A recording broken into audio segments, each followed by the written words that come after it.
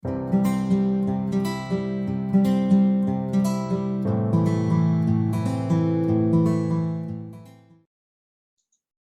alguien quiere hacer el resumen de la vez pasada o la idea que le quedó de la última conversación, podemos de pronto entonces engancharnos de una vez, hacemos una palabra de oración y arrancamos con el tema.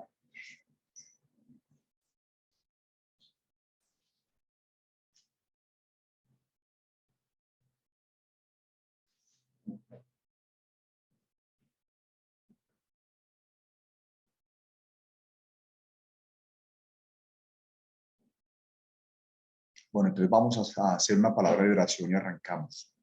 Manito, sí, saludos, hermanito Vaneso. Si Mucho se gusto, pudiera ¿cómo has estado? bien, manito, aquí qué bueno escucharte de nuevo. Aquí que puedo estar, yo sí agradecería a los hermanos si hay como una síntesis de lo pasado para entrar ahí como más conectados, Sí, porque si la se los agradezco. síntesis ayuda mucho como a entrar en el tema y pues ir viendo dónde vamos.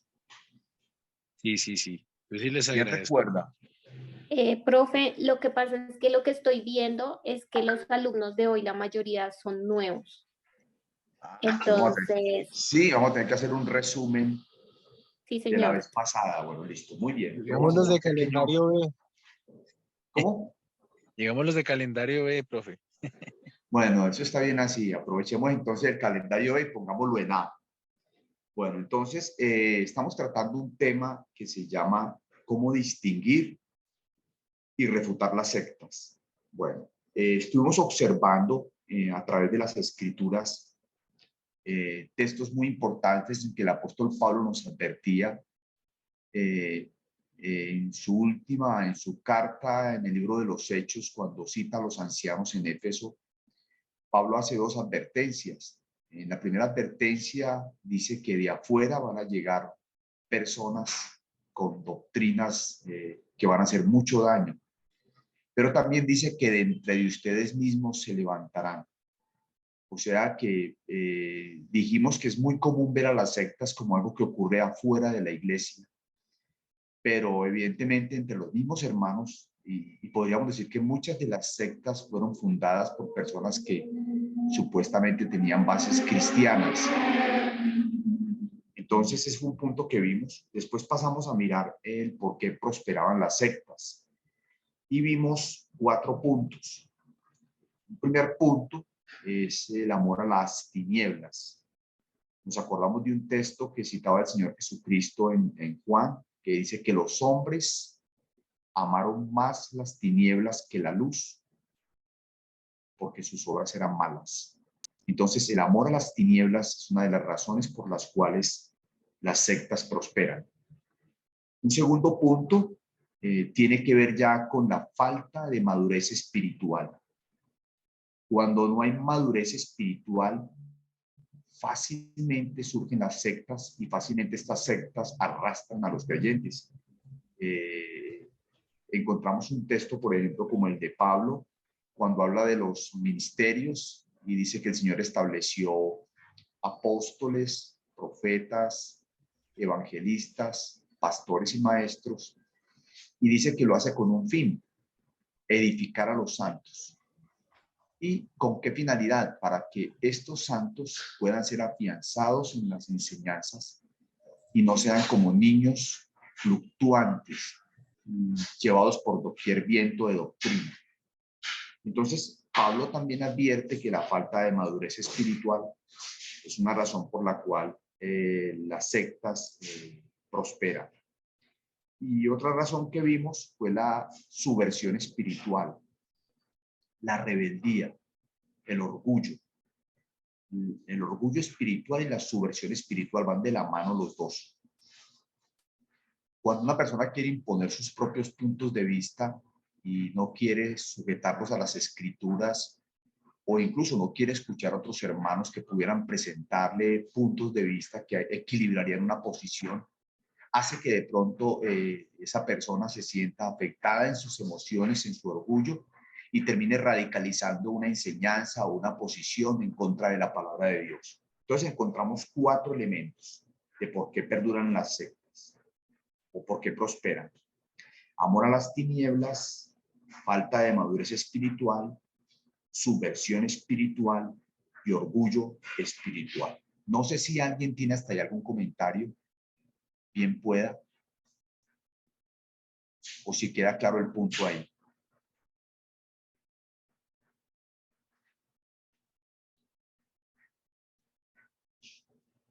¿Hay alguna pregunta, no? No, señor, gracias. Bueno, Está claro. John dice que ningún problema. Bueno, listo. Después empezamos a mirar otro tema, que es el que estamos abordando. Las marcas de una secta. ¿Qué es lo que caracteriza a una secta para que nosotros podamos comprender lo que está pasando? Entonces, bueno, entonces yo acomodo aquí la cámara. Bueno, las marcas de una secta. Entonces, vimos una primera. Esa primera se llama revelación extrabíblica. Bueno, en otras palabras, revelación fuera de las escrituras, ¿cierto? Revelación que está por encima de las escrituras. Entonces estuvimos hablando, por ejemplo, de que la mayoría de las sectas, por lo regular, tienen otros escritos que complementan la palabra de Dios. Pero incluso podríamos decir que la escritura es interpretada a la luz de esos escritos. ¿Quién me da un ejemplo de eso, por favor? Que estoy diciendo que las sectas tienen revelación extrabíblica.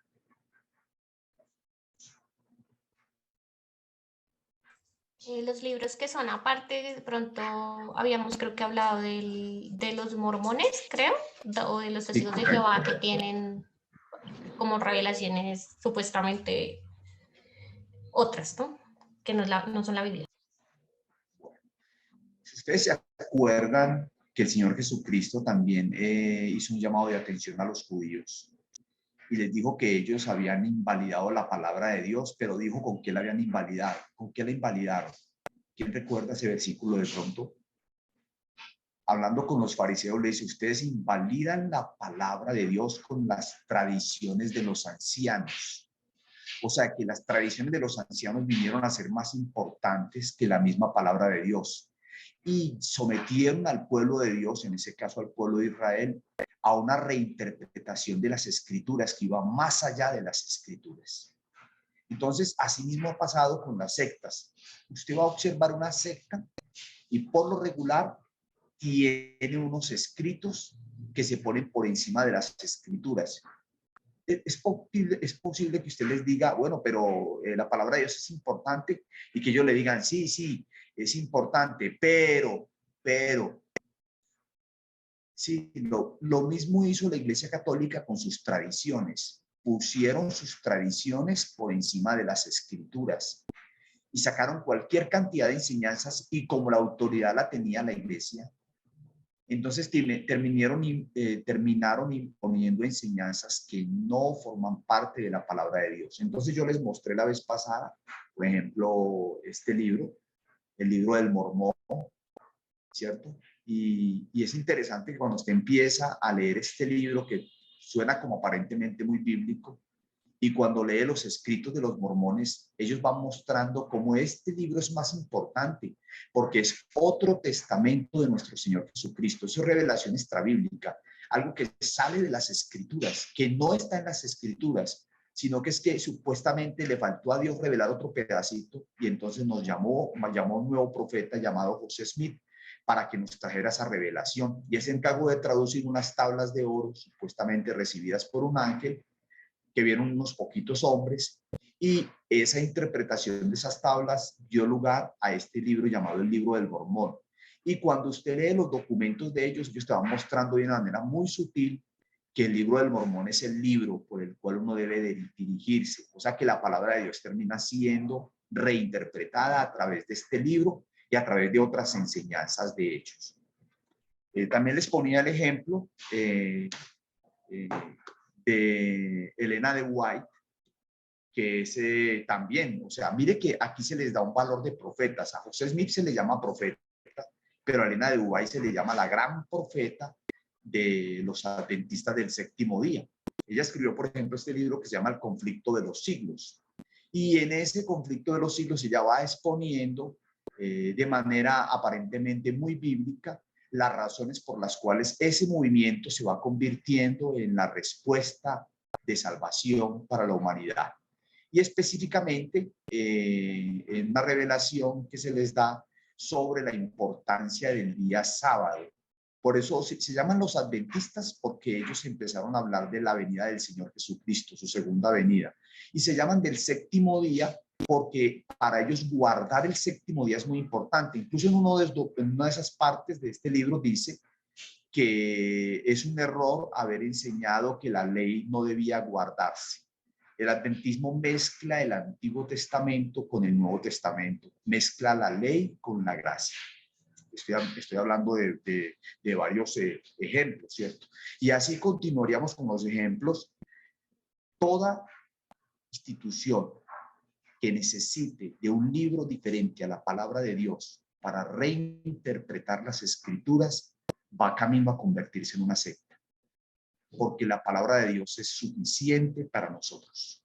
Y en esto el creyente tiene que ser muy juicioso y muy diligente, ¿cierto? Bueno, no sé si hay una pregunta hasta ahí de pronto que quiera preguntar algo o ampliar o comentar algo.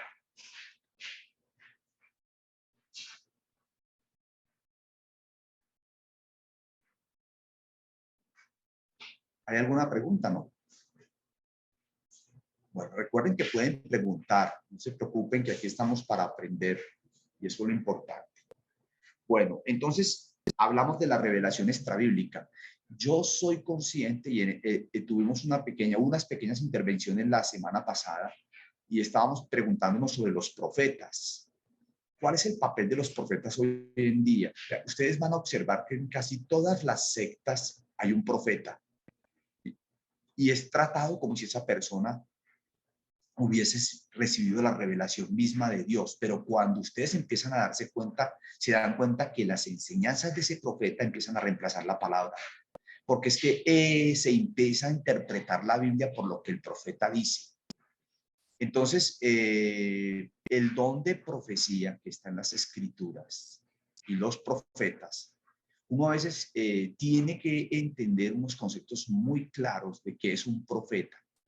Y dijimos que el profeta tenía tres finalidades: exhortar, edificar y consolar.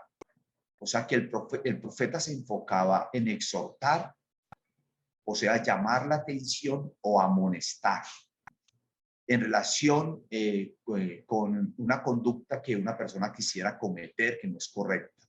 Edificar en el sentido de establecer o afirmar. Y consolar en el sentido de fortalecer en momentos de crisis o eso. Pero tengan en cuenta una cosa, por ejemplo, en Israel había profetas, pero también habían sacerdotes.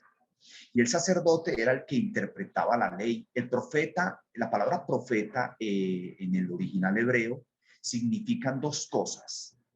Casi siempre la profecía se asocia a cosas futuras, pero en realidad ese no es el verdadero sentido de la profecía. El profeta tenía dos finalidades: anunciar y denunciar. El profeta anunciaba la verdad de Dios y denunciaba cuando el pueblo se apartaba de esta verdad. Asociar la profecía a asuntos meramente futuros no es correcto ni acertado. Esto es muy importante que lo tengamos en cuenta, porque incluso en el don de profecía dentro de la iglesia, el cual requeriría un capítulo especial, hay varias advertencias. Por ejemplo, los profetas hablen dos o tres. ¿Por qué creen ustedes que el apóstol Pablo en 1 Corintios 14 habla de que los profetas hablen dos o tres? ¿Por qué no dice Pablo, los profetas hable uno solo y los demás lo escuchen? ¿Por qué creen ustedes que Pablo establece ese principio de que los profetas hablen dos o tres? ¿Qué creen ustedes? ¿O qué piensan?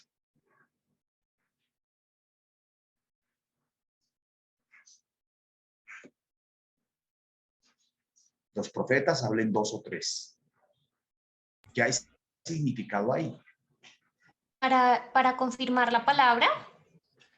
¿Se acuerda eso? Muy bien. ¿Se acuerda que hay un texto en la escritura que dice, por boca de dos o tres testigos conste toda palabra. Ahora, qué interesante eso.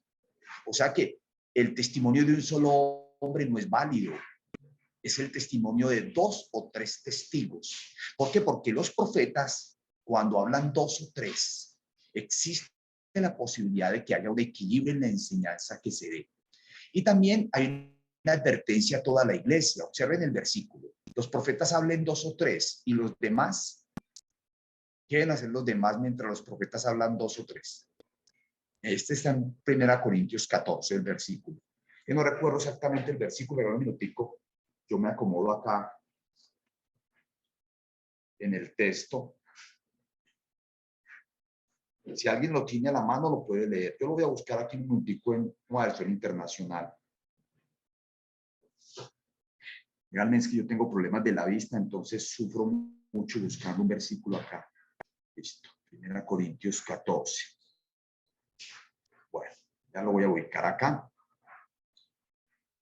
En 1 Corintios 14, el apóstol Pablo está expresando órdenes en relación, está dando instrucciones, órdenes en cuanto al culto público en la localidad. Entonces, él empieza a hablar, dice, habla del don de lenguas, ¿cierto? Habla también de la profecía y dice, así todos pueden profetizar por turno para que todos reciban instrucción y aliento. Versículo 31.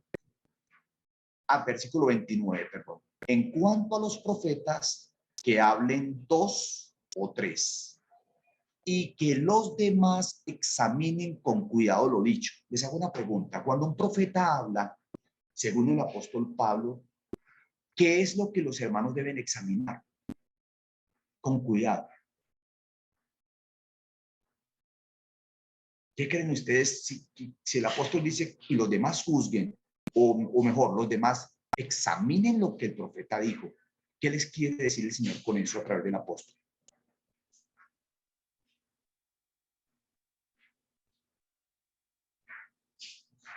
¿Se examina a la luz de qué? ¿A la luz de qué se examina lo que un profeta dice? De la palabra. De la palabra. ¿Se acuerdan ustedes que Pablo habla de unos hermanos que él se encontró en Berea? ¿Y qué dijo de esos hermanos de Berea?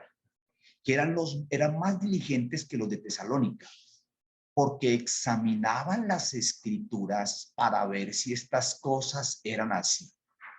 O sea que toda palabra de un profeta debe ser examinada a la luz de las escrituras y debe ser juzgada a la luz de las escrituras. Incluso qué interesante que la Biblia establece varios ministerios.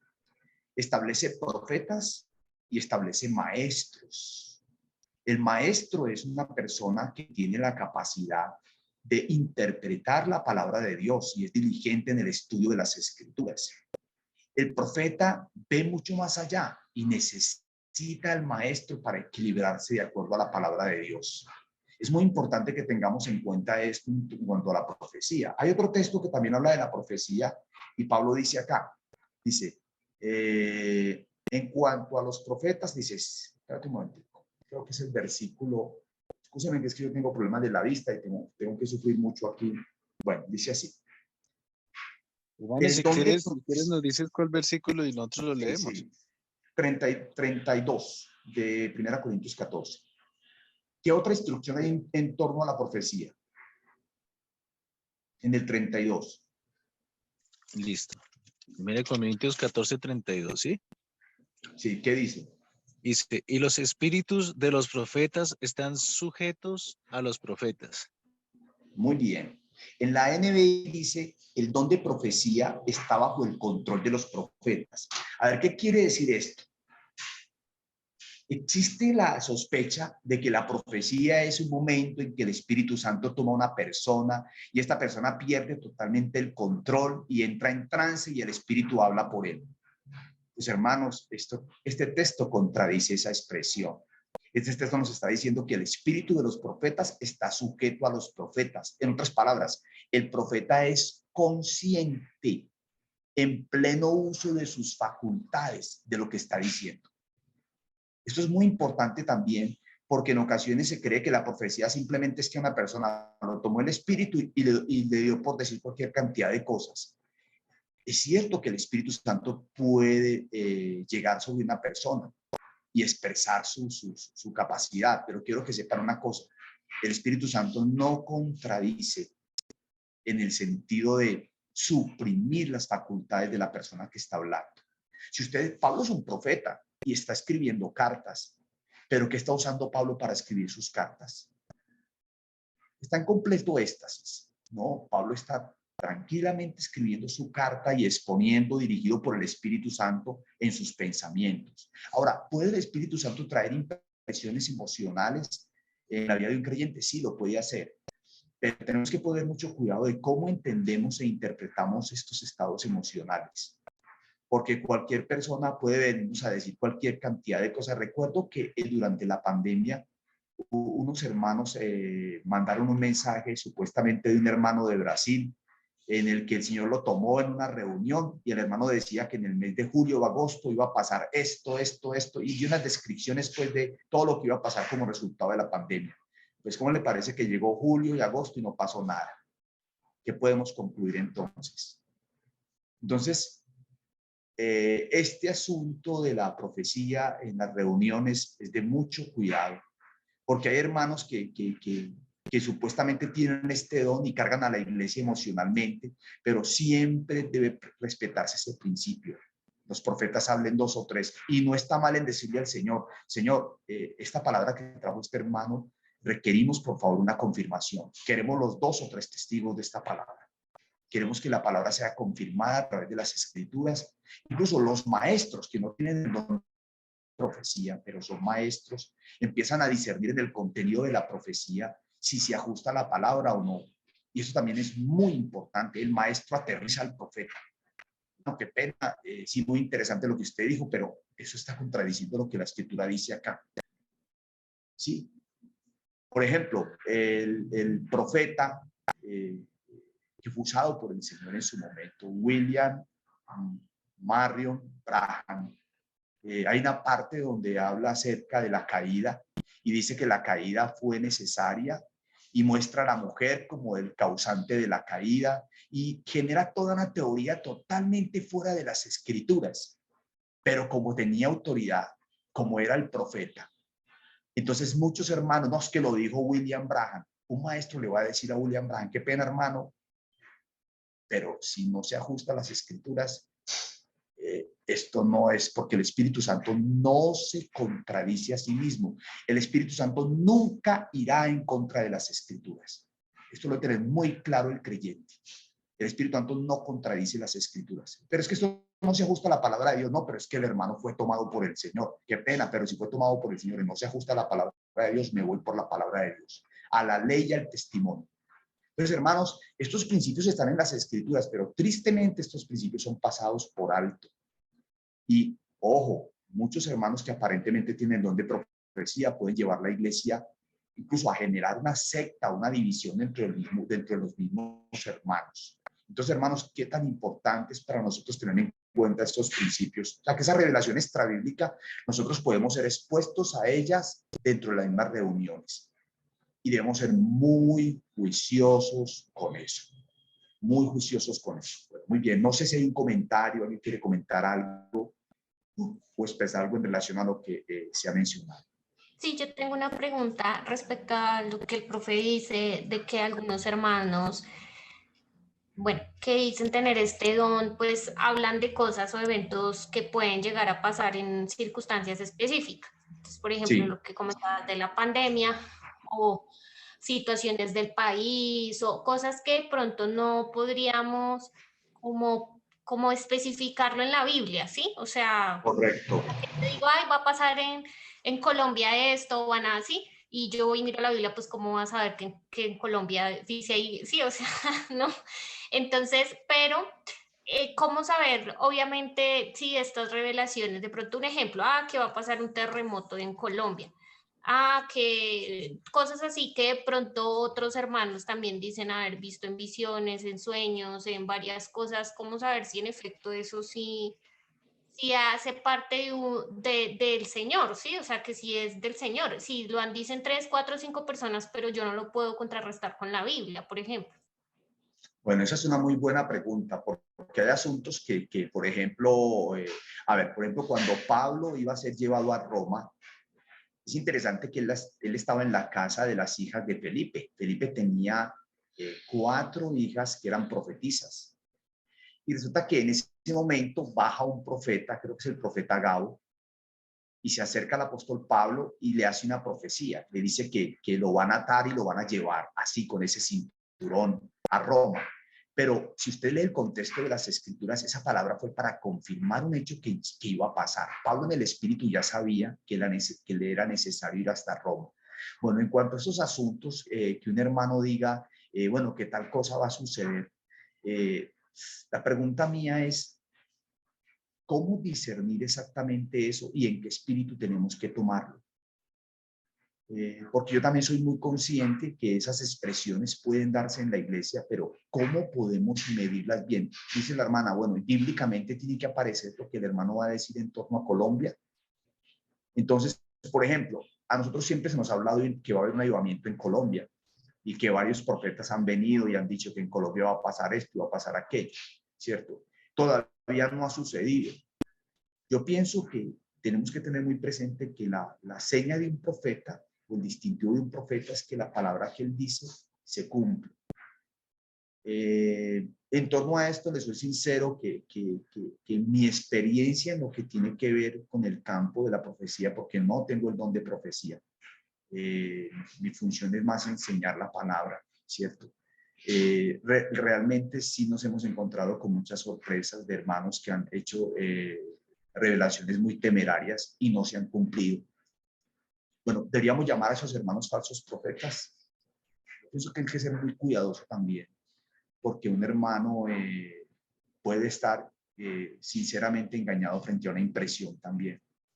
Pero hermana, les soy sincero que no es fácil dar una respuesta a esa pregunta que usted hace, ¿cierto? No es fácil. Si un hermano dice, bueno, en Colombia va a pasar un terremoto a finales de año. Bueno, nosotros como creyentes, ¿qué actitud deberíamos tomar? O sea, la pregunta mía es si la profecía tiene como finalidad asustarme o la profecía tiene como finalidad preparar mi corazón. ¿Ustedes creen que cuando el apóstol Juan escribe sus revelaciones de Apocalipsis, para muchos son revelaciones que supuestamente van hacia el futuro? Y la mayoría cree que el Apocalipsis simplemente fue escrito para la gente del futuro, pero eso no es cierto. El Apocalipsis fue escrito para comunidades que el apóstol pastoreaba, específicamente 7 iglesias a las que él dirige 7 cartas por el Espíritu Santo, y iba preparando el corazón de los hermanos. La profecía no tiene como finalidad sembrar miedo, la profecía tiene como finalidad sembrar esperanza, la profecía tiene como finalidad pastorear. Incluso la profecía en esencia representa los intereses del Señor Jesucristo, porque el apóstol, creo que en un pasaje de Apocalipsis dice que el espíritu de Jesucristo es el espíritu que alienta la profecía o que estimula la profecía.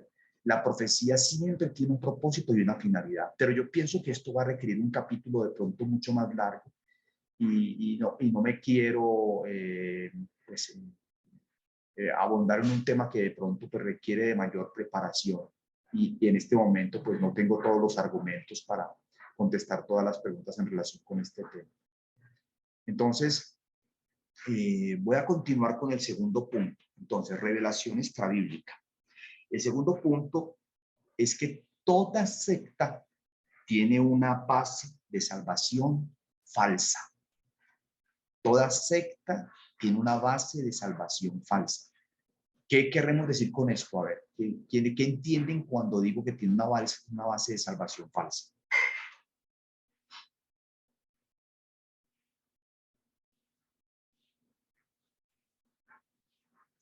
Toda secta tiene una base de salvación falsa.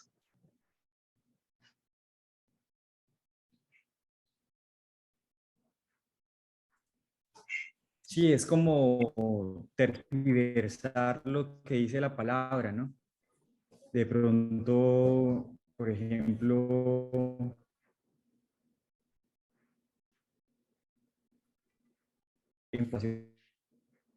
Si estamos escuchando, que lo Manuel pueda.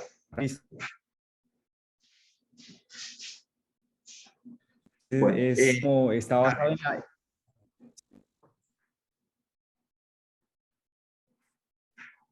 Listo, ¿crees que el internet creo que está muy malo?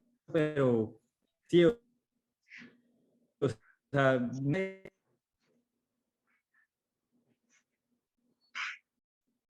no necesariamente es mala interpretación de la lengua se escucha como de entrecortado. que es Jesucristo, ¿sí? Como por ejemplo las obras.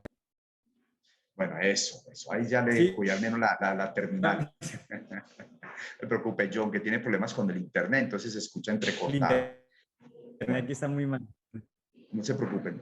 ¿A mí sí me escuchan bien o no? ¿Está bien la señal?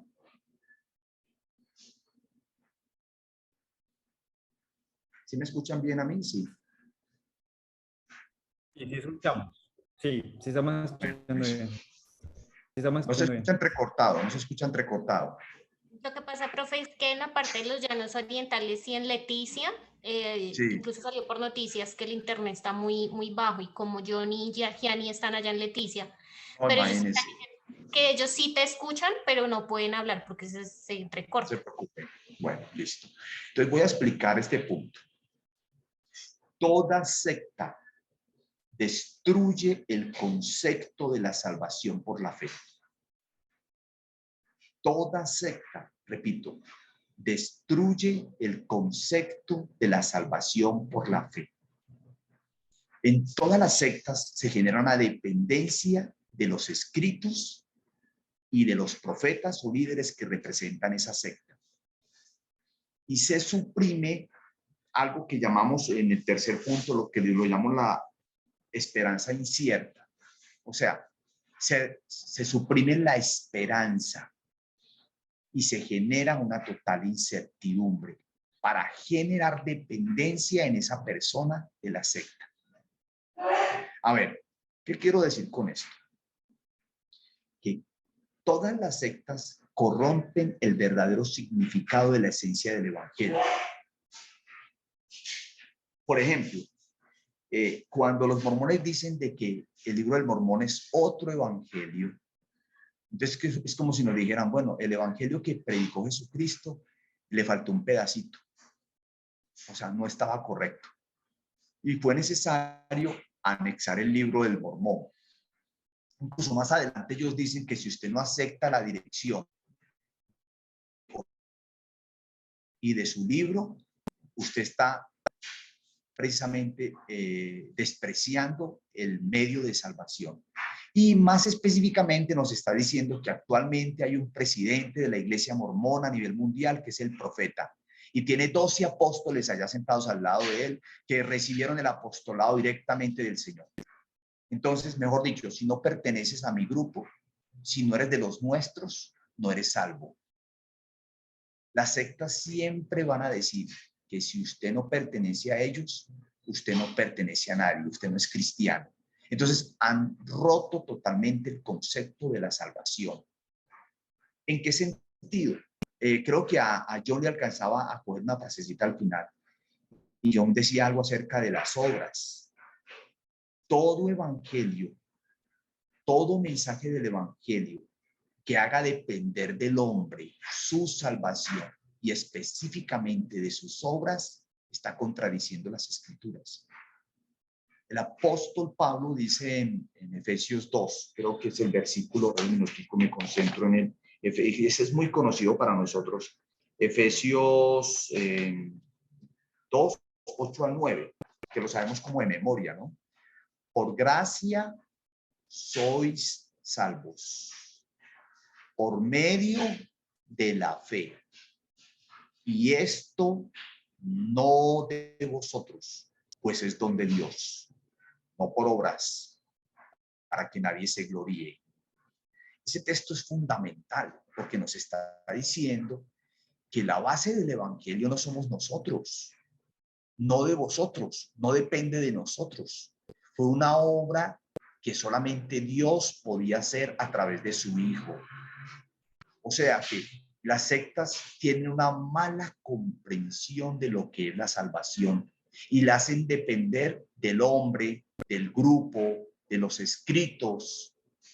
de ciertas enseñanzas, si usted no guarda el sábado, si usted no guarda la ley, sí, Cristo murió por usted para salvarlo, pero si usted no guarda esto, usted se condenó. Entonces, esa salvación que se hace depender de algo diferente a la persona y la obra de Cristo, se convierte en una herejía o en una secta. No sé si hay algo para comentar ahí, por favor, o para preguntar. Ah, sí, aquí John escribe, si no eres de los nuestros, no eres salvo. Hay una exclusividad de salvación en Cristo, correcto. Muy bien, hermano. Eso, me pueden escribir por el WhatsApp, yo voy a leerlos, excúsenme, voy a leer el chat, perdón, el WhatsApp. Espérate un momentito, yo me ubico acá. Aquí en el chat, perdón. Dice, si no eres de los nuestros, no eres salvo. Hay una exclusividad de salvación en Cristo. ¿Cómo podría ser que no sonemos dentro de este discurso? Bueno, esta es una pregunta que hace John, ¿cierto? En el sentido de que nosotros hacemos depender la salvación únicamente de la obra de Cristo, pero realmente es porque ese es el contenido del Evangelio.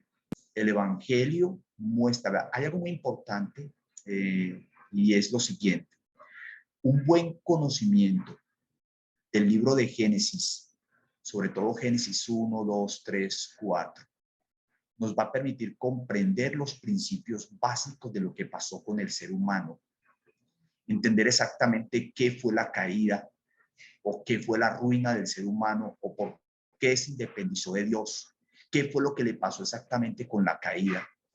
Porque en ocasiones cuando no comprendemos esas verdades, no tenemos claridad sobre exactamente qué fue lo que le pasó a la raza humana.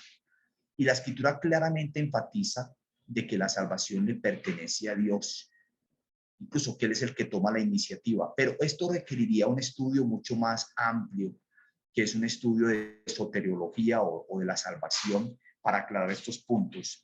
Gustavo pone acá algo interesante, dice: Jesús le dijo, yo soy el camino y la verdad y la vida. Nadie viene al Padre sino por mí. Si me conocieseis, también a mi Padre conoceríais, y desde ahora le conocéis y le habéis visto. Evidentemente, el Evangelio, como es predicado en la palabra de Dios, es absoluto y es exclusivo. ¿Absoluto en qué sentido? Por ejemplo, cuando Jesús dice, yo soy el camino, la verdad y la vida, nadie viene al Padre sino por mí. Prácticamente está mencionando que el camino a Dios es Él, la verdad de Dios es Él, la vida de Dios es Él, ¿cierto? El asunto es que nosotros entendemos por qué no caer en lo que dice el compañero, que no sonemos igual a los otros, por una razón muy sencilla, porque es que Él fue el que me salvó. Él fue el que me salvó.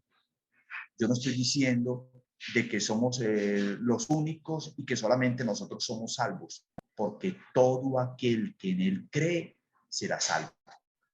El Evangelio, aunque muestra con claridad su exclusión, ¿en qué sentido? En una verdad absoluta, no cierra la puerta al que quiera buscar del Señor. El que en Él cree no es condenado. Y ustedes ven que el Evangelio es una invitación al pecador a reconocer que solamente Dios puede hacer la obra por él. Entonces, vamos a concluir. Primera marca de una secta, revelación extrabíblica. Segunda marca de una secta, una base de salvación falsa, en la que se corrompe el Evangelio, en la que el Evangelio ya no es suficiente y en la que se trata del hombre llegando a Dios y no Dios llegando al hombre, como muestra las Escrituras. ¿Sí? La nueva era, ¿qué es? La nueva era es un movimiento que enseña que la salvación se encuentra en el mismo hombre y que la puede encontrar a través de X camino, llámese la meditación, llámese el yoga, llámese la acupuntura, llámese una cantidad de corrientes, ¿cierto? ¿Qué es el humanismo? El humanismo también es aquella corriente que muestra que el ser humano puede tomar control de su propia vida. Tú eres el dueño de tu destino. Solo tú puedes transformar tu vida. Y aquí encontramos una cantidad de nuevos profetas como Coelho y otra cantidad de hombres que escriben diciéndole al ser humano que él mismo puede autorrealizarse aparte de Dios. Entonces, siempre vamos a encontrar una base falsa de la salvación, especialmente basada en el hombre. No sé si alguien tiene para comentar algo ahí, bien pueda. Aquí pusieron algo más. Pusieron todo el texto de Juan 14, ¿cierto? Nadie subió al cielo, sino el que descendió del cielo, el Hijo del Hombre que está en el cielo. Y como Moisés levantó la serpiente en el desierto, así es necesario que el Hijo del Hombre sea levantado para que todo aquel que en él cree no se pierda, mas tenga vida eterna. Bueno, la diferencia es que los que seguimos a Jesús no tenemos una obediencia absoluta ni subyugación a ningún hombre, sino al sumo sacerdote que es Jesucristo. Bueno, muy bien. Pero entonces voy a plantearles una inquietud.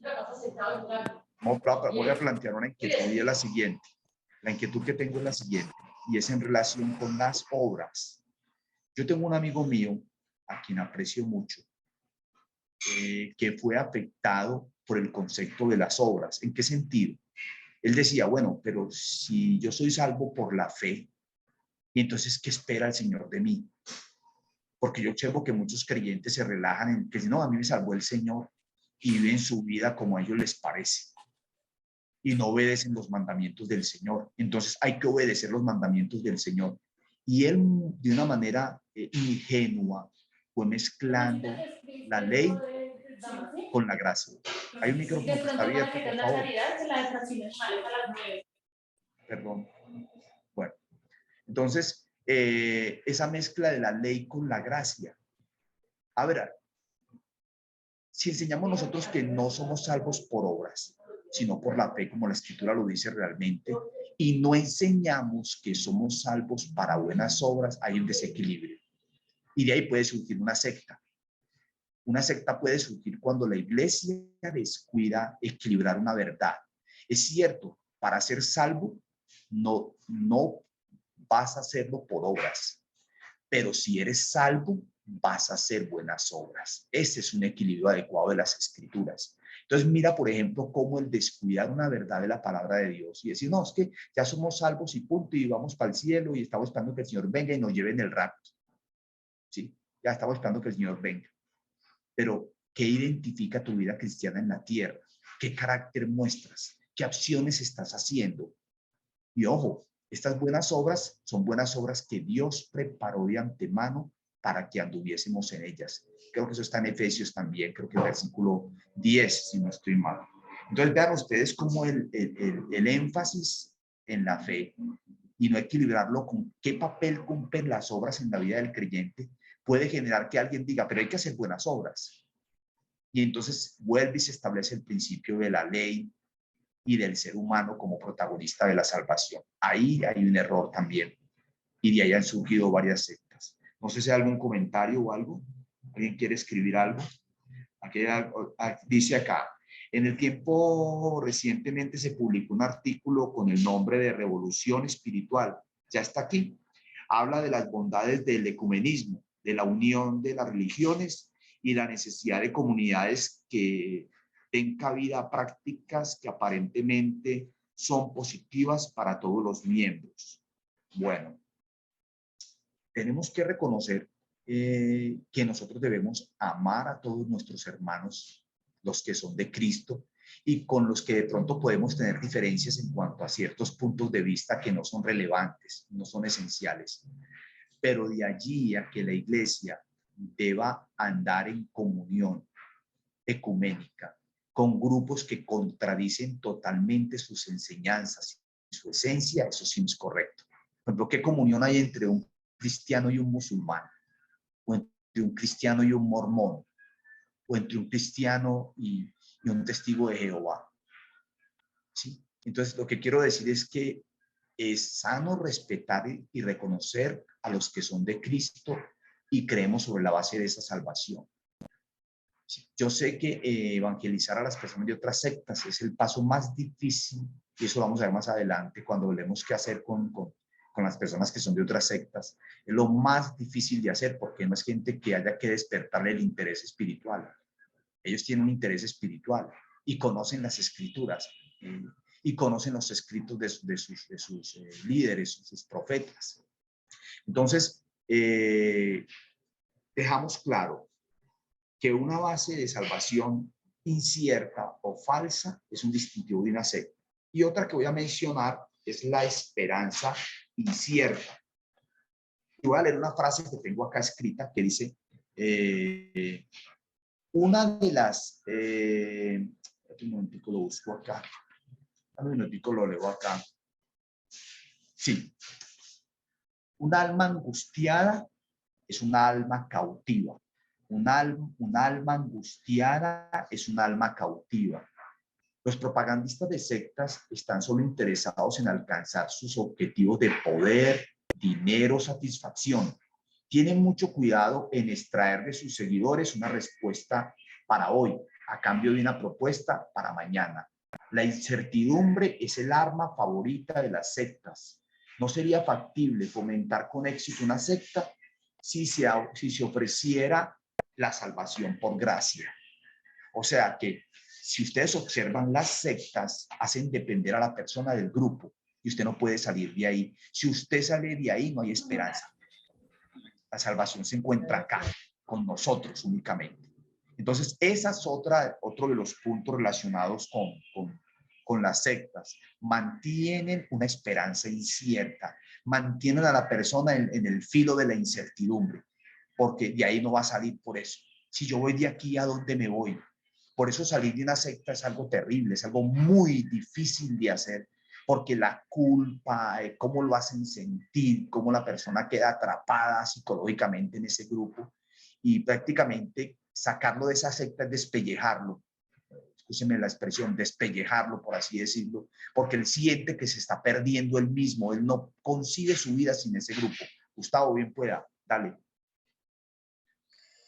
Gracias, hermano. Sí, ahorita de que antes de esta se había nombrado también, complementando lo de las obras, que también lo que tú decías, se han cogido, digamos, también hay que tener cuidado, cogen la misma palabra, pero no ven el contexto ni la sumatoria de la misma, como dice la misma palabra, que la suma de la palabra es verdad. Entonces, por ejemplo, cogen ahí en Santiago 2:14, que habla de lo de la fe, de las obras, sin la fe, sin obras es muerta, y de ahí se agarran nada más, pero hay que ver el contexto completo, porque si no, entonces no podríamos tener en cuenta Efesios y a otros más, ¿sí? Y es necesario, por eso siempre también, desde que veníamos hablando del discernir en los mismos profetas, porque un profeta puede hablar sobre esto, un profeta puede exhortar al cuerpo de Cristo, digamos, cuando hay mucha fe, pero y hay conocimiento en parte de la palabra y no se aplica, digamos, en esta parte, diciendo, si dejas así con frío y con hambre, pues no se estaría aplicando estas obras que vienen a ser, si en realidad se le ha recibido al Señor las obras del Espíritu del Señor en nosotros, ¿verdad? Entonces también tener eso en cuenta, o sea, si nosotros obramos bien y tenemos obras que están para la gloria del Señor, es por esa misma fe que tenemos y hemos recibido de parte del Señor como para actuar. Entonces, eso quería decir que hay que sumar para no irnos a confundir ni a descontextualizar los mismos versículos, que eso es una estrategia muy usada por las sectas también, como los testigos y todo eso, que agarran un pequeño pedazo y se quedan con eso nada más. Bueno, decíamos también, Gustavo, creo que la vez pasada dijimos una frase que utiliza un hermano que me llama mucho la atención, que dice que las sectas son las deudas no pagadas de la iglesia. Y de pronto no quedó muy clara la frase, pero lo que quiere decir la frase es que aquellos aspectos de la verdad que la iglesia considera insignificantes y no le da relevancia y no le da importancia, constituyen el origen de una secta. Una secta se incrusta donde la iglesia ha descuidado un aspecto de la verdad. Por ejemplo, la teología de la liberación, que fue un movimiento muy fuerte, liderado tanto por protestantes como por católicos, y que consistía en traer una reforma social aparte del nuevo nacimiento. ¿Cómo surgió? Surgió como resultado de una iglesia ajena a las necesidades de la gente. Una iglesia que no entendía que también el Señor le había llamado a saciar la necesidad del más pobre y del hambriento. Ahí es donde dio origen a la teología de la liberación. Mire, un aspecto de la verdad que era necesario que la iglesia cuidase, pero no cuidó, y dio lugar a todo un movimiento que incluso fue patrocinado económicamente por iglesias protestantes, y de ahí salieron grupos guerrilleros, por ejemplo, como el ELN, ¿sí? Entonces, ¿qué les quiero decir con esto? Donde la iglesia descuida la verdad, da espacio para que una secta se instale y empieza a montar todo un movimiento, incluso con un lenguaje aparentemente bíblico. Gustavo menciona otro punto importante, cita un versículo, creo que está en un salmo, si no estoy mal, que dice: la suma de tu palabra es verdad. Y esto voy a mencionarlo en cuanto a los profetas. Un verdadero profeta tiene que sumar la verdad. Y cuando decimos sumar la verdad, es que no es preciso solamente coger un versículo de aquí y otro versículo de allí. Tenemos que ver todo el desarrollo progresivo de una enseñanza en las escrituras para poder formarnos un concepto equilibrado de ella. Porque si yo tomo solamente un versículo, por ejemplo, yo tomo el versículo de Levítico sobre la sangre, que no pueden comer sangre, y sobre ese versículo establezco, por ejemplo, lo que hicieron los testigos de Jehová, que no, ni las transfusiones de sangre, y establecieron toda una norma sobre eso. Y si no miramos la enseñanza en el Nuevo Testamento, de qué dice el Señor Jesús y qué enseña, y miramos todo lo que el Espíritu Santo fue revelando a nivel progresivo desde Levítico en adelante, pues vamos a establecer una enseñanza que no está fundada en las Escrituras, o que aparentemente está fundada en las Escrituras, pero descuida toda la suma de la verdad. Bueno, no sé de pronto si hay alguien más que quiere comentar algo, ya estamos prácticamente sobre el tiempo. Aquí veo personas ya conocidas, por ahí veo a Beck Sanabria. No sé, bueno, si alguien más tiene algo para mencionar, bien pueda.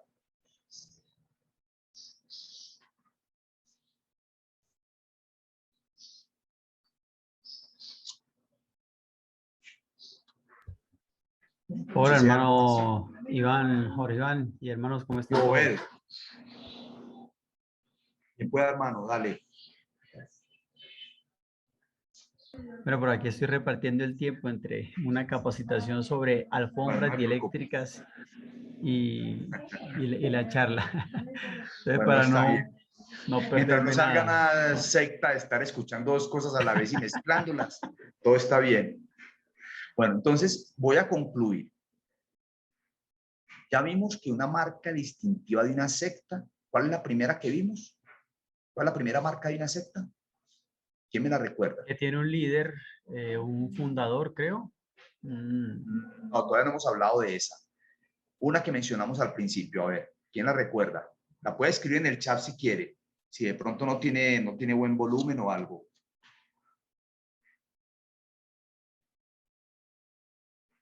Que tiene libros que no corresponden a la palabra.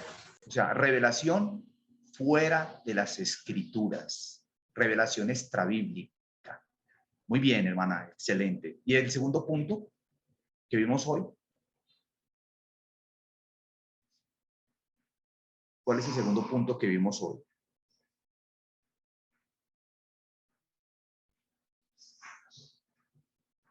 Una base equivocada de la salvación, de interpretar la salvación.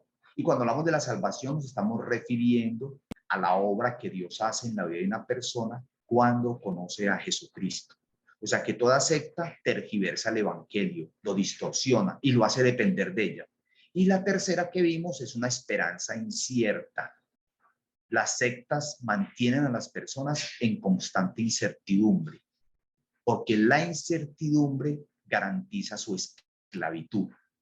Entonces, tremendo esto que estamos viendo acá, para que podamos ver las marcas o los distintivos de una secta. Si no sé si alguien más quiere, para que cerremos, como hacer una pregunta, a ver si yo leo acá: la suma de la palabra es verdad y eterno es todo juicio de la justicia.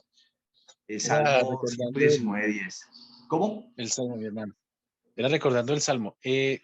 No sé, quisiera de pronto añadir una cosita sobre lo de la esperanza, Sí. incierta, que normalmente tienen.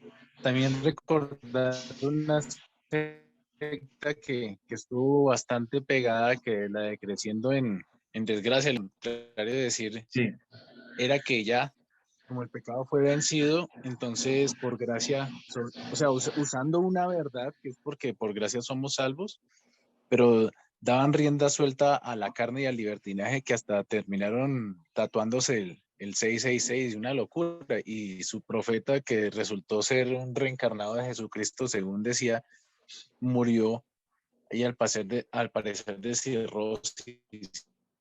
Cirrosis, de Bueno, una alcoholismo. locura. Entonces también ellos dan era la esperanza así. Y después supuestamente, al no resucitar, porque supuestamente iba a resucitar Jesucristo de estos tiempos, entonces se manifestó entonces en la esposa, y la esposa entonces que al parecer iba a continuar con Con el semejante secta. ministerio. Esto es una locura, uno dice, ¿cómo pueden llegar a creer eso? Pero bueno, ahí está, porque le hablaron una verdad, pero le vendieron una mentira. Entonces podríamos decir una cosa que me parece un punto importante resaltar, que una secta puede tener un origen extrabíblico, pero también puede tener un origen en textos mal interpretados. O sea, puede tener un origen aparentemente bíblico, pero en textos mal interpretados. Por ejemplo, Creciendo en Gracia, que era un grupo que nosotros lo llamábamos Creciendo en Desgracia, porque lo que hacía era desgraciar la gracia, por ver la gracia en libertinaje y decir que entonces, como ya había sido perdonado de todos mis pecados, entonces tenía licencia para pecar. No había ningún problema porque ya era perfecto en Cristo. Entonces, como soy perfecto en Cristo, entonces no importa qué haga, Dios ya me perdonó en Cristo. Pero mire la suma de la verdad. ¿Qué pues diremos? ¿Perseveraremos en el pecado para que la gracia abunde? En ninguna manera. Ahí está el apóstol Pablo corrigiendo esta enseñanza. Y ellos tuvieron que incluso sacaron libros de las escrituras, fueron quitando libros de las escrituras, fueron reinterpretando las escrituras. Y yo conocí incluso hermanos de comunidades cristianas que terminaron ahí. La pregunta es, ¿qué base tenían esos hermanos en la palabra de Dios? Entonces, ¿qué tan importante una recomendación a todos ustedes? ¿Qué tan importante es el celo por un estudio adecuado de las escrituras y por un amor por la palabra de Dios? Porque solo la palabra de Dios y el Espíritu Santo me pueden guardar a mí del error y de la confusión que imperan hoy en día. Hay demasiada confusión. Bueno, libros por fuera de la palabra de Dios como fuente de revelación. La salvación con añadiduras y distorsiones, correcto. Pone acá Obed. Y la esperanza incierta o la incertidumbre. Entonces nos vamos a ir con esas tres marcas de una secta, ¿no? Y ahí vamos avanzando. La próxima semana, si el Señor lo permite, vamos a abordar otros puntos. Muchas gracias por los aportes, porque de eso se trata también, que otras personas puedan enriquecer la reunión. No sé si hay un comentario final de alguien.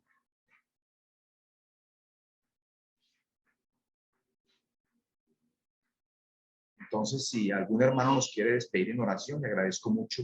Muchas gracias.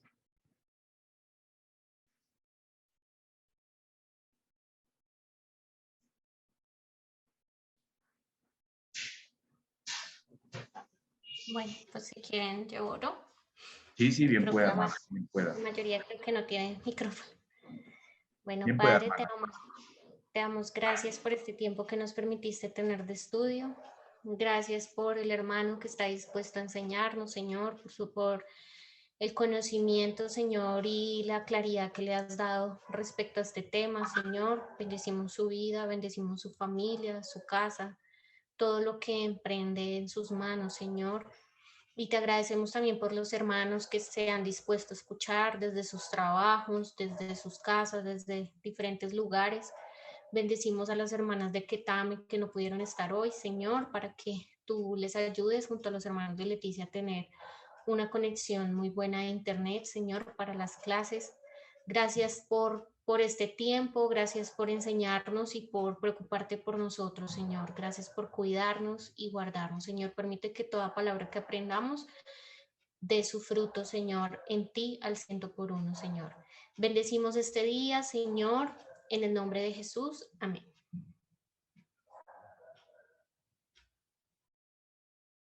El micrófono, profe.